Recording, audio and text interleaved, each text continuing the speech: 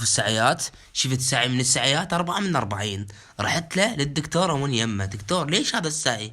بابا حساني، مو انت من الطلبة الكفؤين اللي راح تثبت جدارتك بالامتحان؟ زين، والاربعة اللي مطيني اياها هذا صرف مو سعي هذا. اذا نركز وندقق بالمعلومة نلقى انه 4 من 40 هذا صرف. هاي ابد مو درجة مال الطالب. الوزارة تحاسبك، اهلك يحاسبوك، يعني مستحيل ماكو هيج. وين احطها؟ وانت من وين الطلبة الكفؤين؟ 4 أخي، 46 درجة الرد، يلا انجح. وانت أسئلتك 100 سؤال، وكل سؤال يعني الأسئلة يرد لي 3 اشهر أحل بيها. زين، شلون نطلع درجة النجاح؟